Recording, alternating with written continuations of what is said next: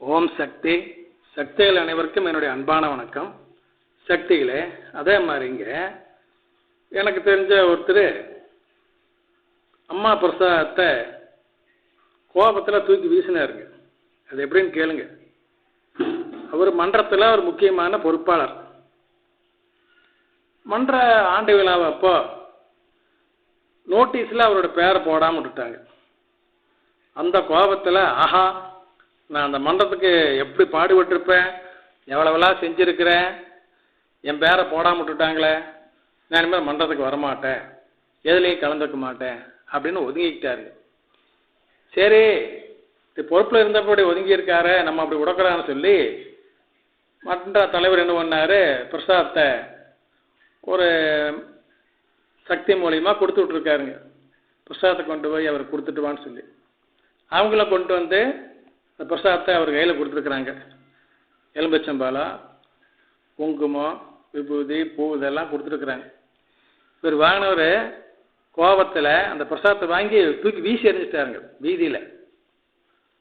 இப்போ என்னாச்சுங்க, நல்லா இருந்த அவருடைய மகன், 5 வயது மகன் திடீர்னு நோய்வாய்ப்பட்டு இறந்துட்டானுங்க. 2-3 நாள் இதெல்லாம் நடந்து போச்சு. அப்புறம் ஐயோ அம்மானு ஒடியாந்தார் அம்மாட்ட. அம்மா சொன்னாங்க, என்னுடைய பிரசாதத்தை அலட்சியமாக தூக்கி வீதியில் வீசினேன், அதன் காரணமாக இது நடந்தது, நான் இதை ஒன்றும் செய்யலை, விதிவின் அதிபதிகள் இதை செஞ்சாங்க, நான் அந்த இறந்த குழந்தையை நானே உனக்கு மீட்டு தருகிறேன், அதே குழந்தை உனக்கு மறுபடியும் பிறக்கும் போ அப்படின்னு சொல்லி அம்மா ஆசீர்வாதம் பண்ணி அனுப்பிச்சாங்க. எப்பொழுதும் போல மன்றத்துக்கு போய் தொண்டு செய் அப்படின்னு அறிவுரை சொன்னாங்க. அதே மாதிரி அவர் பழசையெல்லாம் மறந்துட்டு வந்தாங்க, தொண்டு செஞ்சார்.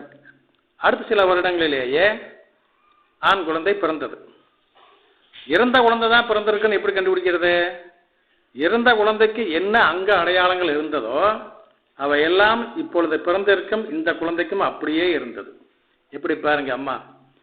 அம்மா பிரசாதம் வந்துங்க சாதாரண ஒரு விஷயம் இல்லைங்க. நோட்டீஸில் பேர் போலேன்னு என்னங்க நம்ம அதனால என்ன குறைஞ்சி போயிடுமா? அதாவது வெக்கமான சூடு சோர்ண ரோசை இதெல்லாம் எதுவுமே நம்மளுக்கு இருக்கக்கூடாது. செவ்வாடை எப்போ கட்டணுமோ அப்போவே இதெல்லாம் விட்டுறோம். அப்போ தான் அம்மாட்ட நிரந்தரமாக இருக்க முடியும். கௌரவம் பார்த்தோம், ஈகோ பார்த்தோம்னாவெல்லாம் அம்மாவுடைய அந்த ஓட்டத்தில் கூட போயிட்டு இருக்க முடியாதுங்க. எப்படி தேர் வந்துங்க புறப்படுது, சாமி ஊர்வலத்தில் தேர் புறப்படுது இல்லைங்களா? அந்த தேரில் பலவிதமான அலங்காரங்கள் பண்ணியிருப்பாங்க. அந்த தேர் ஊர்வலமாக போகும் பொழுதுங்க ஆடி அசைது இல்லைங்களா? அப்புறம் அதுக்கு கரெக்டான பாதையில் செல்வதற்காக குடில் கொடுப்பாங்க. அந்த அதிர்ச்சியில் தேர் குலுங்கு. அப்போ அது கட்டிக்கிற அந்த அலங்கார பொருளில் ஒன்று ஒன்று திரிச்சு போயிருங்க. தேர் நிலை வந்து சேரும் பொழுது மிச்சம் இருக்கிறதா கணக்கு. ஒரு சிலதெல்லாம் உதிர்ந்து போயிரு. அந்த மாதிரிங்க அப்படி உதிரக்கூடாது. விதி வந்து அப்படியெல்லாம் வேலை செய்யும். ஆனால் நம்ம அம்மாவை கெட்டியாக பிடிச்சிக்கோணும். இந்த ஈகோ பார்க்காம தொடர்ந்து தொண்டு செஞ்சுக்கிட்டே இருந்தோம்னா ஆன்மீகத்தில் பலபடிகள் அம்மா நம்ம முன்னேற்றிக்கிட்டே இருப்பாங்க. சக்திகளே, ஓம் சக்தி.